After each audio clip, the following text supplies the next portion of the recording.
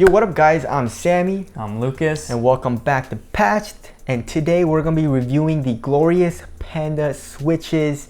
Comes in this box and they're hot swappable switches. So you can literally put them in any keyboard that has hot swappable switches if you would like. But right now we have the GMMK 60% keyboard right here with the pudding keycaps. And these are, look at that, that's beautiful right there. Yeah, these are HK Gaming's pudding keycaps that they sent us. So shout out to them for that. So they're $25 a pop, right? And you need two of them. Oh. You need two of them, yeah. So it comes with 36 switches each. So you need two of them for 60%. So that's $50 right there. Yes. And then $75 if you've got a full-size keyboard. Yes. Ouch. That's very expensive, and of course you got to get the keycaps as well, which can be pretty damn expensive. So yeah, and so originally on this guy I had Gateron Browns on it, and I did not like them. Not a big fan of them. Really? So I switched them out, and now I've got the glorious Pandas in there. And I've been using this guy for maybe 2 weeks now, very heavily. I've been using this as my main keyboard, aside from of course when Sam was testing it, and I've given them some good use, so I have all my thoughts sort of collected on them. Exactly. First and foremost, they are tactile. They're very tactile, and it's an interesting feeling because it feels like there's two bumps. So there's one at the very, very top, right as you press it down, and then there's one sort of towards the middle before you bottom it out. Yes. And it's very strange. It's not like any tactile switch that I've felt before. It's definitely nothing compared to like a Cherry MX Brown. It's not even comparable to that. It's really strange.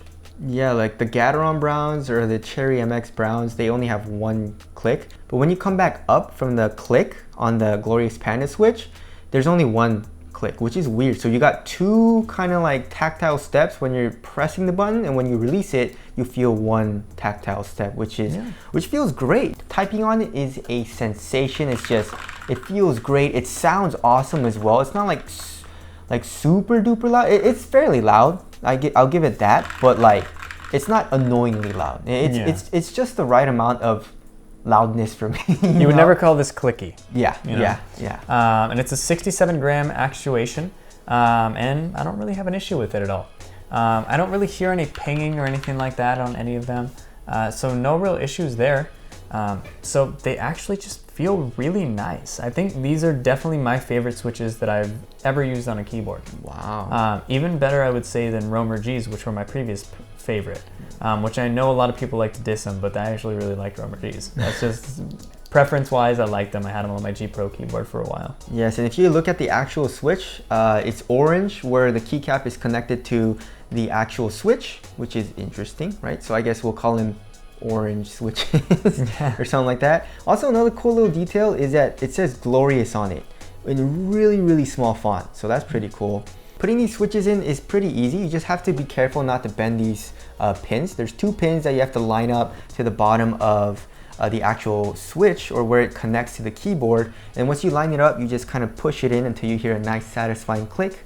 And that's pretty much it. You know, it's pretty simple and straightforward, but it is pretty like repetitive and work intensive doing it on it, especially on a full-size keyboard. You know? So actually, like, my finger was bleeding like under the nail.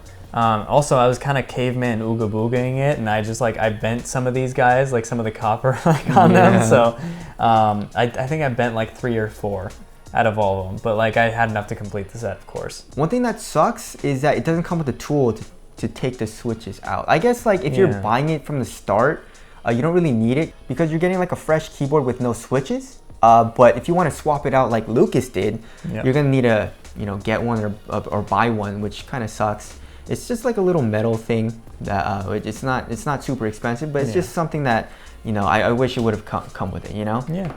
Also, another thing that I noticed is that there's a little bit of wobble on the keycaps. Just a little bit. And the reason I say that is because I actually main the Vulcan, the Rocat Vulcan Pro TKL, and that keyboard has absolutely no key wobble, which is pretty insane. So comparing this keyboard to the Vulcan, it has a good amount of wobble, but comparing it to like other switches like the Ducky keyboards, I'd say it's an average amount of wobble. Falls into about average. The wobble is definitely not bothersome at all. Now, the thing about these is they're also RGB compatible. So if you have a keyboard that's going to be RGB and you put the switches into there, such as this GMMK, it actually still works on there. So you can still see the RGB shines through perfectly, and that's a huge plus because RGB for me on a keyboard does matter. So anyways, it feels amazing, and like Lucas said, it's his favorite. I would say it's one of my favorites as well. I loved tactile switches for a while, but since getting in my Vulcan, I really loved like linear switches.